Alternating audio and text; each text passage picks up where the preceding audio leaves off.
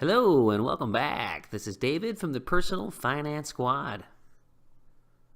We just went through section 1.4 talking about building savings vehicles, and that's what we're going to get into here. This is our first one. These savings vehicles are beyond Jasper's expenses, so he can put away for his retirement, term things, and pad himself for unforeseen events in life. So he's taking care of himself through and through.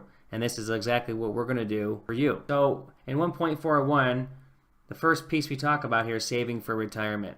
Now, we have more information coming deeper in the book about this, but we just want to get into a very common item, which is a 401k that Jasper has an option through his employer. A couple quick things is that you can certainly invest in an after-tax retirement plan, but Jasper has a 401k, so that means his money is pre-taxed, which we talked about prior, which comes out of his check before taxes are applied. So what we're saying here is that we will go through this further in chapter 27. So there's also this a little piece of information here, just if you wanted to know. The maximum you can put in per year, by the way, is $18,000 for a 401k. We don't want to get into this too far right now because I don't want to go off course. What we want to do here is show the first piece of Jasper handling his savings vehicles. What we're talking about here is that Jasper is going to contribute 3% of each of his paychecks to the 401k. So again, we talked earlier that we did just some straight basic numbers, that his salary was 80 grand, he was left with 60. Now we divided our biweekly paycheck amount and came out with his number here of what his take-home pay was, but because 401k is involved now, money comes out pre-tax. So we have to change our calculations about how Jasper's going to determine what his take-home pay is and then apply that back to the budget. So what we need to do here is recalculate his monthly income based on his 26 weeks. So rather than saying we took off a straight 25% taxes, we have to take this calculation first because we said it's pre-tax. So now we need to go to the $80,000 base salary. We divide that by 26, and so he has a $3,077 gross biweekly paycheck schedule.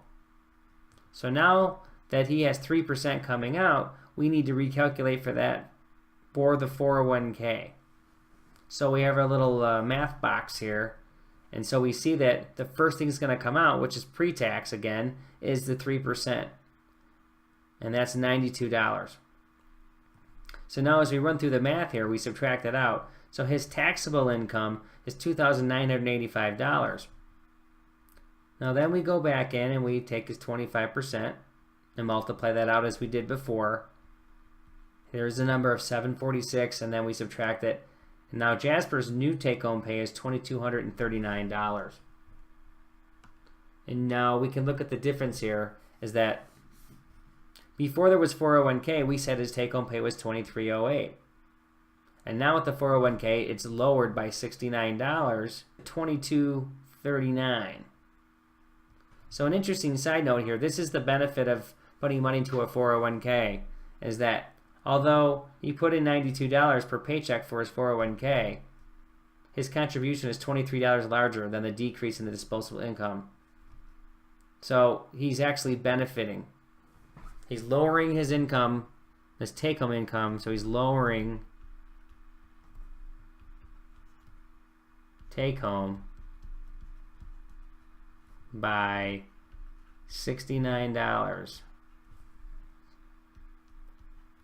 However, he is saving to his 401k $92. So this is a nice benefit to have a 401k. You have less money to be taxed on by the government, and he's putting more money away than he's actually lowering his income. So this is nice. So what we need to do next is the calculation. So now that his numbers have changed, his monthly, his biweekly, right, now becomes $44.78. We subtract $27.35, and now his current number is $1,743. So that will conclude this section, and our next section is going to get into the miscellaneous account, which will account for those unforeseen items, but we will have the money to pay for them. Thanks for joining.